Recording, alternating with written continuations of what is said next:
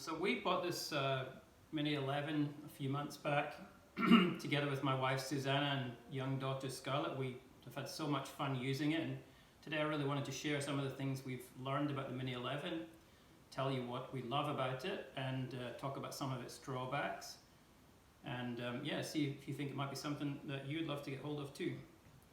So the first thing that I'd say about the Mini 11 is it is a super simple camera to use.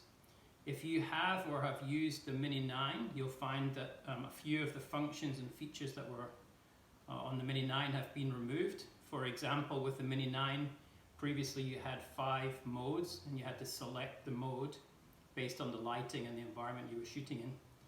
And that could be a bit tricky because sometimes you might be shooting when it's sunny, and halfway through the shoot the weather could change and then you have to change mode, but you might not realize. And so this is a lot simpler. The Mini 11 now has a variable shutter speed and automatically adjusts to capture the correct lighting for the environment you're shooting in. There are only 2 buttons on the front of the Mini 11, which is great for adults to use. Keeps it really simple and just focus on capturing the moment and having fun. But also, as I talk about in the review, it's really great for kids as well. And we found that Scarlett, our daughter, really loves using this camera. Sometimes she can be a bit trigger happy, and I'll talk about that a little bit later. So yeah, the thing that I love about the Mini 11, it's really simple, fun and easy to use. To get started, you just simply need to press this button beside the shutter lens, open up the shutter. Sometimes you have to pop it out a little bit, as you can see there. And that's it. Once the orange light is finished flashing and is on solid, it's ready to go, and just simply point and press. So that's great. It does have a selfie mode. Again, that's a bit different from the Mini 9, where you had to have a clip-on feature before. With this, we just need to pull out the lens, and you can see indicate selfie on. To be honest, I'm not particularly keen on the selfie mode function. I haven't found the selfie photos to be a lot better with that. And so I'd actually just tend to leave it in normal mode even when I'm shooting selfies, but you can try that for yourself and see what you think. So yeah, that's the thing that I love about the Mini 11. Very simple, easy to use, captures great pictures.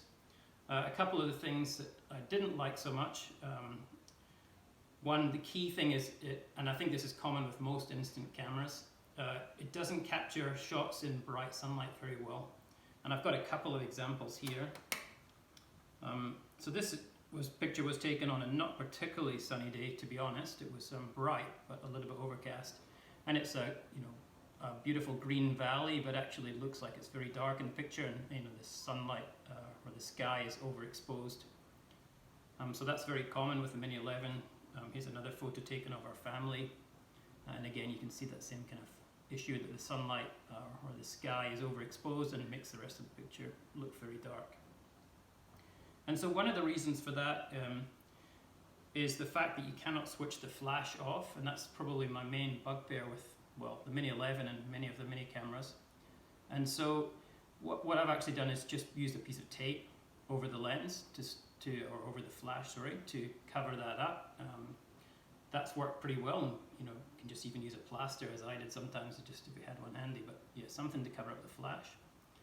The other thing that works quite well is once you're using the camera, you can actually just put a pair of sunglasses, just put them over the lens. I'll show a picture of that in the review, which I'll link to below. And so that just helps again in the very bright sunny conditions.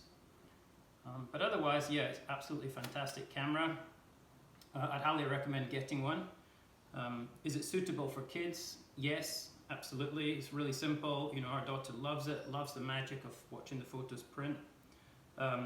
Obviously the film is quite expensive, and so you can buy your film in bulk to help reduce that cost, but if you're using particularly with kids, we just sort of advise that you keep an eye on them, because they tend to be pretty trigger happy and keep shooting away and maybe producing photos which are not fully in focus, and you're just burning through film.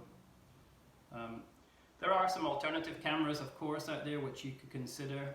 I think I talked about the Mini 40, which is really just a slightly different designed camera, but actually the internals, the features and the functions are very similar to the Mini 11.